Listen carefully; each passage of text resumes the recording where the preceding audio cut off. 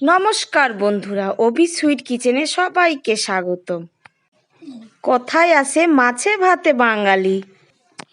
আমার আজকের রেসিপি মাছ দিয়ে আলু ফুলকপির ঝোল। আমাদের বাড়িতে মাছ দিয়ে আলু ফুলকপির ঝোল যেভাবে তৈরি করা হয় সেই রেসিপিটা আজ আমি শেয়ার করছি। এভাবে বাড়িতে বানালে খেতে খুব টেস্টি হয়, একদম সহজ রেসিপি। তাহলে রেসিপিটা শুরু করা যাক। আমি এখানে 6 পিস রুই মাছ নিয়েছি। মাছটাকে লবণ হলুদ দিয়ে মাখিয়ে নিতে হবে। কড়াইতে তেল দিয়ে তেল গরম হলে মাছ দিতে হবে। এখন এপিট ওপিট করে ভাজতে হবে। ভাজা হলে তুলে নিতে হবে।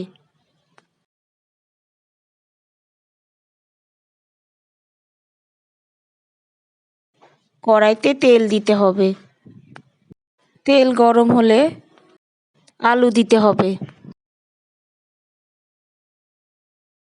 এর মধ্যে লবণ হলুদ দিয়ে ভাজতে হবে।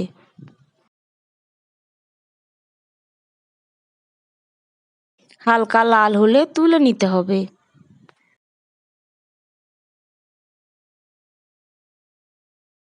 ওই তেলের মধ্যে ফুলকপি দিয়ে দিতে হবে।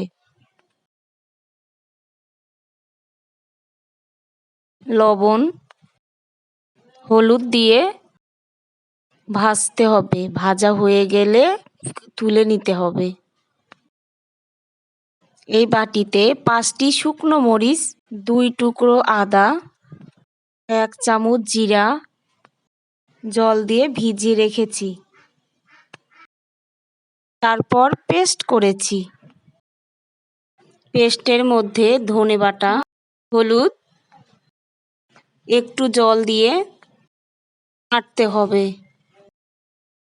বাটা মশলার কালার অনেক সুন্দর হয়। কড়াইতে তেল দিয়ে তার মধ্যে তেজপাতা, আধা চামচ জিরা ফোড়ন দিতে হবে। কড়াইতে মশলা পেস্ট ঢেলে দিতে হবে। মশলা কষিয়ে নিতে হবে।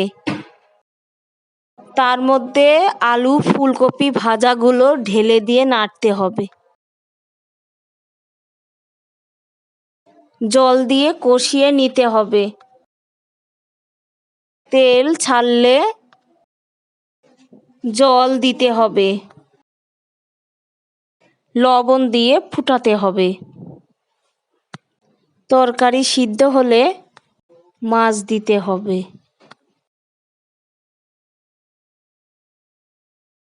হালকা নাড়তে হবে।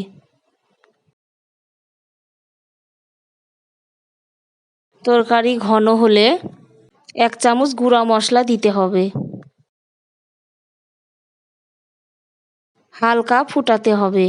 5-7 মিনিট পরে তরকারি তেল ছাড়লে তারপরে পরিবেশন করতে হবে। বন্ধুরা, রেসিপিটি যদি আপনাদের ভালো লাগে অবশ্যই চ্যানেলকে সাবস্ক্রাইব করবেন আর ভিডিওটা একটা লাইক দেবেন। যতটা সম্ভব শেয়ার করে দেবেন আর কমেন্ট করে অবশ্যই জানাবেন কেমন লেগেছে। আশা করি আপনাদের রেসিপিটা ভালো লেগেছে। ধন্যবাদ।